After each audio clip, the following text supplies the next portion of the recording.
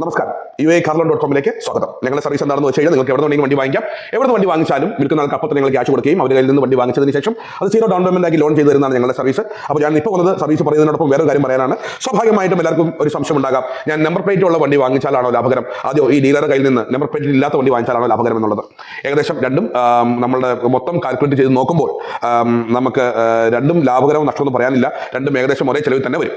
കാരണം നമ്മൾ ഇൻഷുറൻസ് ഉള്ള വണ്ടിയാണെന്ന് വിചാരിക്കുക. ഇൻഷുറൻസ് ഉള്ള വണ്ടിയാണെന്നുണ്ടെങ്കിൽ സാധാരണ വിൽക്കാൻ വെച്ചേക്കുന്ന ആരും അതൊരു ഫുൾ പാർട്ടി ഇൻഷുറൻസ് ചെയ്ത് വെക്കാൻ നിർവാഹമില്ല. ഏറ്റവും കുറഞ്ഞ വാല്യൂവിന് ഏറ്റവും കുറഞ്ഞ കിട്ടുന്ന ഇൻഷുറൻസ് ആയി അയാൾ ഉണ്ടാവുക.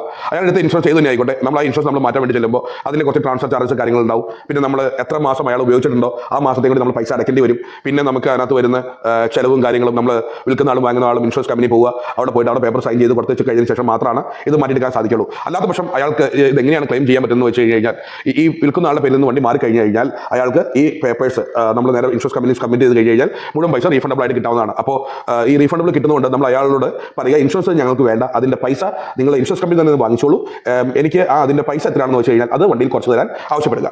കൂടാതെ നമുക്ക് പണ്ടൊരു ഓപ്ഷൻ ഉണ്ടായിരുന്നു, വണ്ടിയുടെ നമ്പർ പ്ലേറ്റ് വാലിറ്റി ഉണ്ടെങ്കിൽ, അതായത് മുൽക്കിയ വാലിറ്റി ഉണ്ടെങ്കിൽ നമുക്ക് ആ മുൽക്കിയ ട്രാൻസ്ഫർ ചെയ്തെടുക്കാൻ പറ്റുമായിരുന്നു. ഞാൻ ഈ പറയുന്ന ഇതൊക്കെ കുറേ കാലങ്ങൾക്ക് മുന്നേ ഉള്ളതാണ്. അറിയാവുന്നവർക്ക് വളരെ വ്യക്തമായിട്ട് അറിയാമായിരിക്കും. അപ്പോൾ അറിയാൻ വയ്യാത്തവർക്ക് വേണ്ടിയിട്ട് മാത്രം പറയുന്ന ഒരു കാര്യമാണിത്. നമുക്ക് നമ്പർ പ്ലേറ്റ് നമുക്ക് മുൽക്കിയുള്ള ഒരാളാണെങ്കിൽ ആ മുൽക്കി അയാളുടെ പേര് അയാൾ ക്യാൻസൽ ചെയ്യണമെങ്കിൽ തന്നെ നമുക്ക് ഏകദേശം 350 രൂപ ചിലവുണ്ട്. ട്രാൻസ്ഫർ ആയിട്ട് ഏകദേശം 170 രൂപ ചാർജ് ഉണ്ട്. ഈ മുൽക്കിയ ഇല്ലാതെ നമുക്ക് വണ്ടി ഇവിടെ സൂക്ഷിക്കാൻ പറ്റും. അതിനാണ് പറയുന്നത് ഹയാസ അല്ലെങ്കിൽ പൊസഷൻ സർട്ടിഫിക്കറ്റ്. അത് മലയാളത്തിൽ പറയുകയാണെങ്കിൽ കൈവശാവകാശ രേഖ.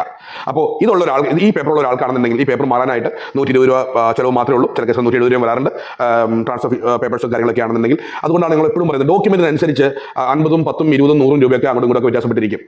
മൊത്തത്തിൽ നോക്കുമ്പോൾ നമ്മൾ നമ്പർ പ്ലേറ്റ് ഉള്ള വണ്ടി വാങ്ങിച്ചാലും ഇൻഷുറൻസ് ഉള്ള വണ്ടി വാങ്ങിച്ചാലും നമ്പർ പ്ലേറ്റ് ഇല്ലാത്ത വണ്ടി വാങ്ങിച്ചാലും ഇൻഷുറൻസ് ഇല്ലാത്ത വണ്ടി വാങ്ങിച്ചാലും ഏകദേശം എല്ലാം സെയിം തന്നെയാണ്. പിന്നെ നമ്മൾ ബാങ്ക് ലോണിലാണ് വണ്ടി വാങ്ങിക്കാൻ ഉദ്ദേശിക്കുന്നതെങ്കിൽ ഈ പറയുന്ന പ്രീവിയസ് മുൽക്കി ഉണ്ടെങ്കിലും ഇൻഷുറൻസ് ഉണ്ടെങ്കിലും ഇതൊന്നും വാലിഡിറ്റി ഉണ്ടാവില്ല. കാരണം നമ്മൾ ഇൻഷുറൻസ് എടുക്കുന്നത് ബാങ്ക് വഴിയാണെന്ന് കാർ ലോൺ എടുക്കുന്നത് ബാങ്ക് വഴിയാണെങ്കിൽ നമ്മൾ ബാങ്ക് പറയുന്ന കംപ്ലീറ്റ് പ്രൊസീജിയർ അല്ലെങ്കിൽ മാനദണ്ഡങ്ങൾ പാലിച്ചാൽ മാത്രമാണ് നമുക്ക് അവസാനം അവർ ബാങ്കിൽ നിന്ന് നമുക്ക് പൈസ കിട്ടുകയുള്ളൂ. നമ്മൾ ആദ്യം വിൽക്കുന്ന ആളുടെ പേരിലേക്ക് വണ്ടി മാറ്റിയതിന് ശേഷം വാങ്ങിക്കുന്ന ആളുടെ പേരിലേക്ക് വണ്ടി മാറ്റിയതിന് ശേഷം വീണ്ടും ഈ പറഞ്ഞ ഡോക്യുമെന്റ് നമ്മൾ വീണ്ടും ബാങ്കിൽ സബ്മിറ്റ് ചെയ്യുക. അതായത് ഇൻഷുറൻസിൽ നിന്നുള്ള ഒറിജിനൽ ഇൻഷുറൻസ്, ഹയർ പർച്ചേസ്, അസൈനി, ഇതെല്ലാം നമ്മൾ വീണ്ടും ഇൻഷുറൻസ് കമ്പനി ബാങ്ക് നമ്മൾ സബ്മിറ്റ് ചെയ്ത് കഴിഞ്ഞ് കഴിഞ്ഞാൽ നമുക്ക് അവിടെ ചെക്ക് ചെയ്യും.